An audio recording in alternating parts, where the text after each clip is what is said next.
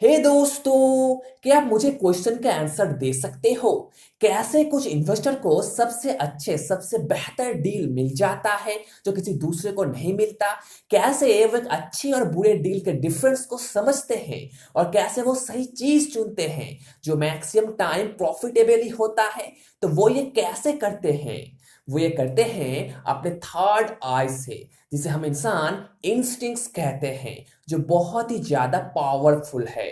इस वीडियो में हम दुनिया के सारे सक्सेसफुल रियल एस्टेट इन्वेस्टर की 7 ऐसे इंस्टिंक्ट्स के बारे में जानेंगे जो वो हर टाइम इस्तेमाल करता है जब भी वो एक इन्वेस्टमेंट के बारे में सोचता है, और जो इंस्टिंक्ट्स उन्हें वो दिखा पाता है जो एक एवरेज इन्वेस्टर नहीं देख पाता, और जिसके वजह से ही उन्हें सबसे अच्छे सबसे बेहतर डील मिल पाती है।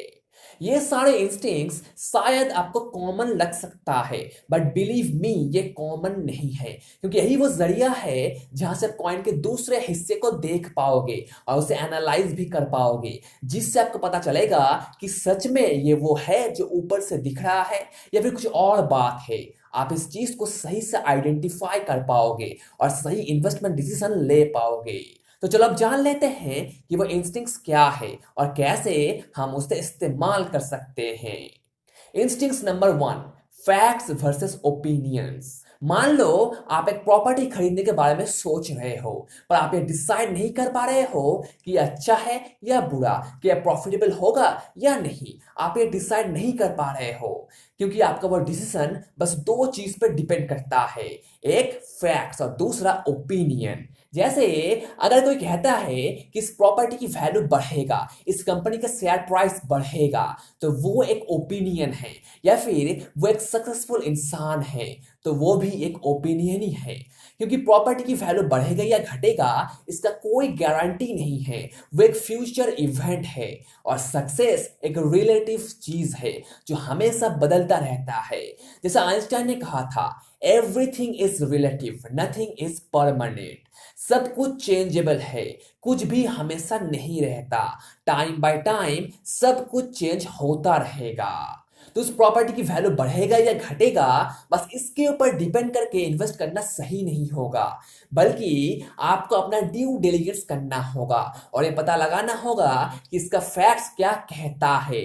यानी आप फ्यूचर वैल्यू पे नहीं, करेंट मार्केट वैल्यू पे उसे खरीदने की कोशिश करोगे, जब उसके करंट इनकम एंड एक्सपेंस को देखोगे, उसके एनओआई को परखोगे और फिर उसका वैल्यूएशन निकालोगे, जो कि करंट मार्केट वैल्यू के ऊपर डिपेंड करेगा, न कि फ्यूचर वैल्यू के ऊपर। यहाँ आप कोई भी गेस नहीं कर रहे हो, जो डेटा आपके पास है आप उसके आधार पे ही अपना डिसीजन ले रहे हो। जो लोग इस फैक्ट्स और ओपिनियन को नहीं समझते, वही लोग इन्वेस्टिंग को रिस्की मानते हैं।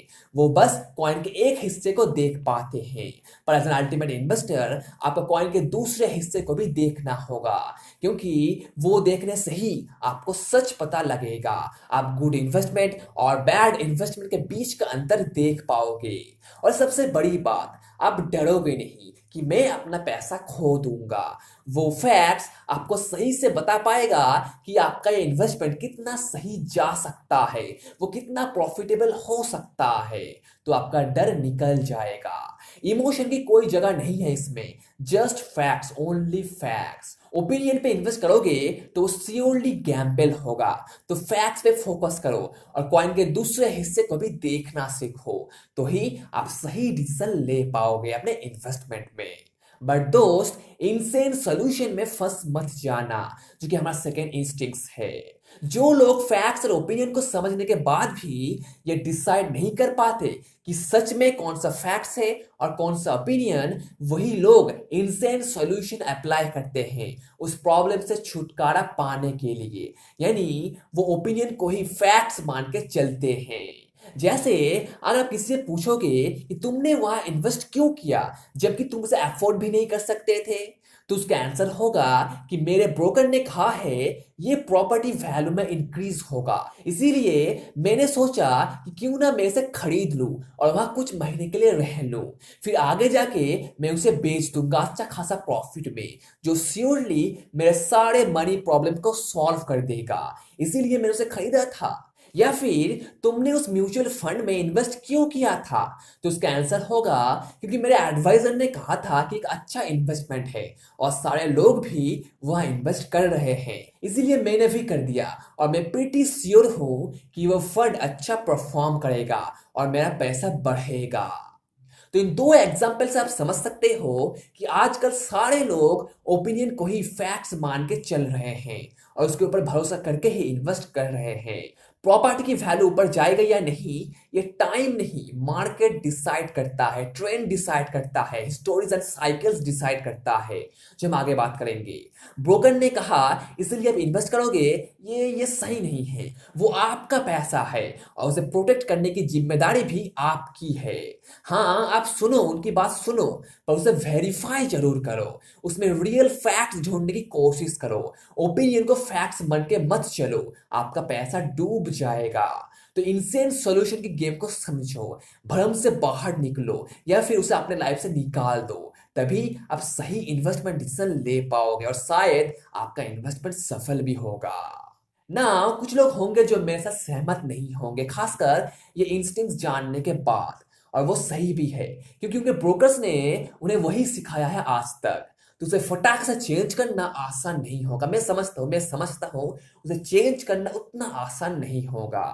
पर फैक्ट्स आपके सामने हैं, आप ही डिसाइड कर लो। मैं आपको जज नहीं करूंगा, वो आपका पैसा है तो उसकी जिम्मेदारी भी आपकी है। मैं जस्ट आपको ये अवेयर कर रहा हूं कि ये फैक्ट्स नहीं है, ये बस एक ओपिनियन है जिसके ऊपर बेस करके सारे लोग इन्वेस्ट कर रहे हैं। तो थोड़ा सोचो और रैशनली डिसीजन लो, आप सही जाओगे। अगर कोई डाउट है तो thinking fast and slow book को पढ़ लो, आपका दिमाग घूम जाएगा, जरूर घूमेगा, मैं गारंटी देता हूं। Now instinct number 3, risky action.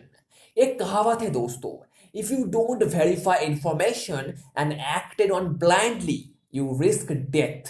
अगर आप इंफॉर्मेशन को वेरीफाई नहीं करोगे, उसे आंख बंद करके मान लोगे, तो आपकी मौत पक्की है, आप उसे रोक नहीं पाओगे। जो लोग बस कैपिटल गेन के लिए इन्वेस्ट करते हैं, वो श्योरली ओपिनियन पे भरोसा करके इन्वेस्ट कर रहे हैं क्योंकि उनका मैक्सिमम इन्वेस्टमेंट फ्यूचर इवेंट पे डिपेंड करता है। जो लोग ये समझते हैं कि रियल एस्टेट हर साल 10% रिटर्न देता है या म्यूचुअल फंड या स्टॉक मार्केट हर साल ऑन एवरेज 10% रिटर्न देता है, तो वो लोग कैपिटल गेन के लिए इन्वेस्ट कर रहे हैं। अगर वैसा नहीं हुआ, थोड़ा इधर उधर होता है, तो वो अपना सारा पैसा खो देंगे और वो उसे रोक नहीं पाएंगे। तो अब आप मुझे बताओ कि यह रिस्की नहीं है, क्या इनसे नहीं है? आई थिंक ये सबसे ज्यादा रिस्की है, ये ऑलमोस्ट गैम्बल की तरह है। पर एक अल्टीमेट इन्वेस्टर हमेशा फैक्ट्स के पीछे भागता है, यानी वो कैश फ्लो के लिए इन्वेस्ट करता है। हाँ, वो कैपिटल गेन्स भी चाहता है, पर उसका मेन प्रायोरिटी होता है कैश फ्लो या फिर कह लो डिविडेंड, क्योंकि वो जानता है कि फ्यूचर कभी भी बदल सकता है और दुनिया में हर एक चीज रिलेटिव है, ये हमेशा चेंज होते रहता है और आगे भी होता रहेगा। तो फैक्ट पे फोकस करना ही सही होगा, आपका इन्वेस्टमेंट तभी सही जाएगा। इस सिचुएशन में आप खुद से क्वेश्चन करो, जो इंफॉर्मेशन आपके पास है क्या वो फैक्ट्स है या ओपिनियन? क्या वो सच में फैक्ट्स है या हम ओपिनियन को ही फैक्ट्स मान के चल रहे हैं? पूछो पूछो, अपने माइंड को लेजी मत बनने दो, उसे काम पे लगाओ, थोड़ा एक्स्ट्रा रिसर्च करो, तभी आप कॉइन के दूसरे हिस्से को देख पाओगे और आपके इन्वेस्टमेंट का सफल होने का चांस बढ़ जाएगा। तो पूछो पूछो और फैक्ट्स को ढूंढ निकालो। नाउ सबसे दमदार instincts, instinct number 4, control over the asset. Real estate में सबसे ज्यादा जो मैटर करता है वो है कंट्रोल। आप कितने कंट्रोल में हो अपने एसेट के, वो सबसे ज्यादा मैटर करता है। कंट्रोल का सीधा मतलब है कि मार्केट कंडीशन आपके इन्वेस्टमेंट के ऊपर कोई भी इफेक्ट नहीं कर पाएगा। प्रॉपर्टी की वैल्यू इंक्रीज होगा या नहीं, वो आपके हाथ में रहेगा, मार्केट के हाथ में नहीं। जैसे मान लो आपने एक प्रॉपर्टी खरीदा है जो हर साल ऑन एवरेज 10% एप्रिसिएट होगा उस मार्केट में, यानी उसका वैल्यू बढ़ेगा 10% हर साल, जो ऑब्वियसली आपके कंट्रोल में नहीं होगा। पर जो होगा वो है उस प्रॉपर्टी की रेंट्स और मैनेजमेंट। आप इन दो चीजों को कंट्रोल करके उस प्रॉपर्टी की वैल्यू को इजीली बढ़ा सकते हो। मार्केट के एप्रिसिएशन फैक्टर इस पे कोई भी इफेक्ट नहीं कर पाएगा। अगर आप उस प्रॉपर्टी की वैल्यू को बढ़ाना चाहते हो मार्केट कंडीशन पे डिपेंड ना होके, तो आपको उस प्रॉपर्टी की एनओआई को बढ़ाना होगा, उसके एक्सपेंस को कम करना होगा और इनकम को इंक्रीज करना होगा, तो ही उस प्रॉपर्टी की वैल्यू बढ़ेगी। जो बिल्कुल भी मार्केट कंडीशन के ऊपर डिपेंड नहीं करेगा, वो डिपेंड करेगा आपके ऊपर, आपके मैनेजमेंट के ऊपर, आप कैसे उसे मेंटेन करते हो उसके ऊपर। तो सिचुएशन में कंट्रोल आपके पास ही रहता है, मार्केट के पास नहीं। 2008 में जब मार्केट क्रैश हुआ तब बहुत लोग बिजनेस से बाहर हो चुके थे, इस रियल एस्टेट बिजनेस से, क्योंकि मैक्सिमम लोग कैपिटल गेन के लिए इन्वेस्ट कर रहे थे जिसके ऊपर उनका कोई भी कंट्रोल नहीं था। पर जो लोग लैंडलॉर्ड थे वो कंट्रोल में थे अपने प्रॉपर्टी के, उन्हें वो क्रैश कोई भी इफेक्ट नहीं कर पाया था। हाँ, थोड़ा फर्क तो पड़ा था पर उतना नहीं जितना सबको पड़ा था। आप देखोगे कि मैक्सिमम टाइम बैंक वाले आपको 10 या 20% नहीं, 30 या 40% डाउन पेमेंट करने के लिए बोलते हैं, या उससे भी ज्यादा समटाइम्स, क्योंकि वो इस एप्रिसिएशन पे ज्यादा भरोसा नहीं करते।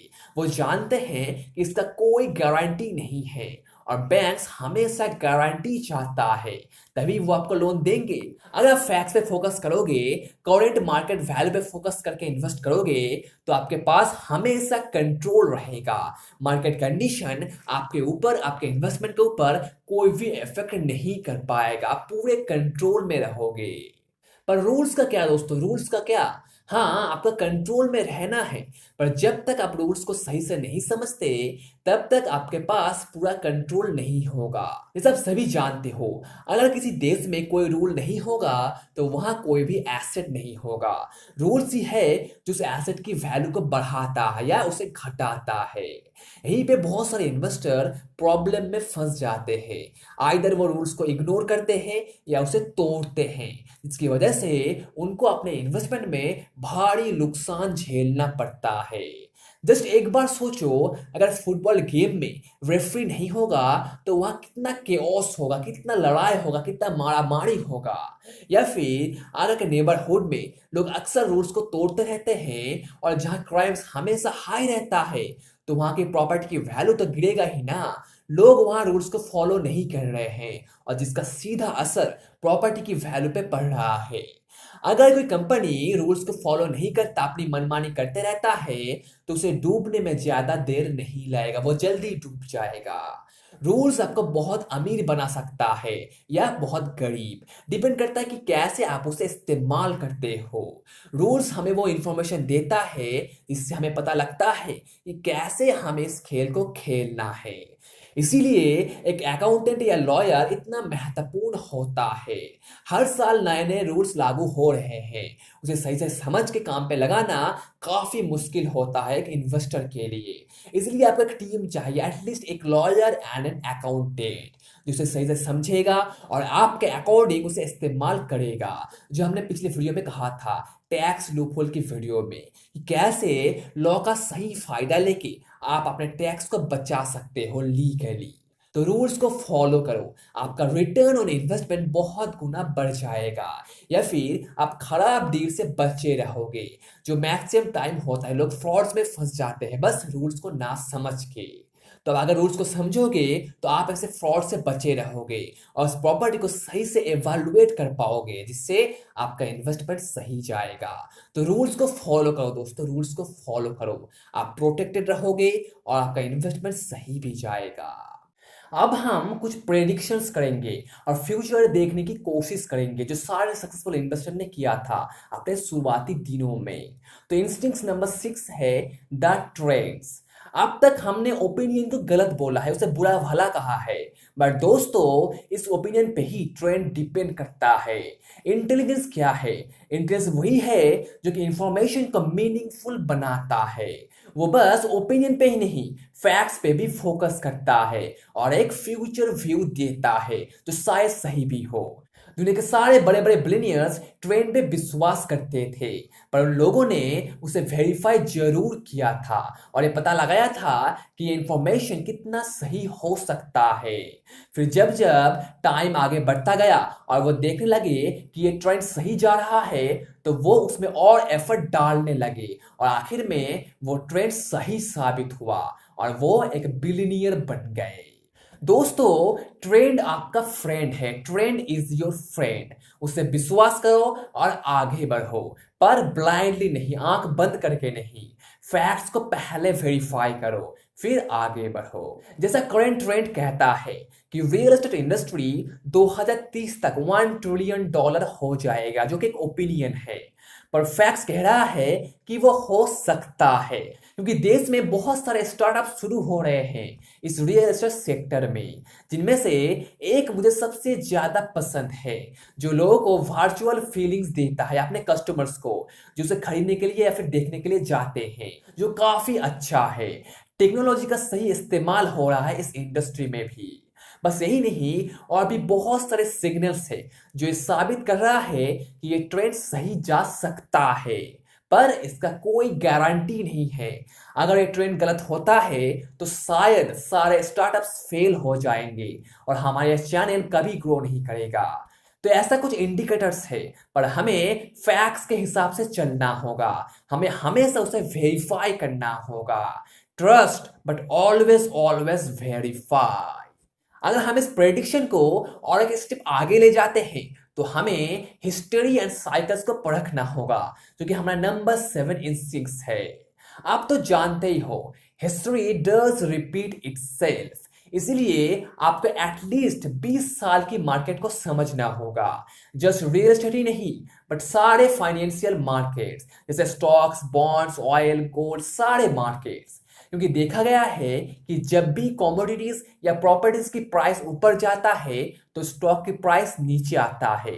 तो 1960 से 1980 के बीच में हुआ था, कमोडिटीज की प्राइस ऊपर जा रहा था, साथ में रियल एस्टेट का भी। फिर 1980 में स्टॉक प्राइस ऊपर आने लगा और कमोडिटीज नीचे। उसका जो भी वजह है, पर यह हुआ था। तो उस टाइम जो लोग थोड़े भी ट्रेंड को समझ पाए थे, उन लोगों ने इसका सही फायदा लिया था। उन लोगों ने बहुत सारा पैसा कमोडिटीज में या फिर रियल एस्टेट इन्वेस्ट में इन्वेस्ट किया था, सही रिसर्च के साथ। फिर 2000 में जब .com बूम आया और स्टॉक की प्राइस नीचे आने लगा, तब कमोडिटीज की प्राइस ऊपर आ गया। अब तक वो हाई है, ना जाने कब गिरेगा, पर जब गिरेगा तो स्टॉक की प्राइस और ऊपर जाएगा।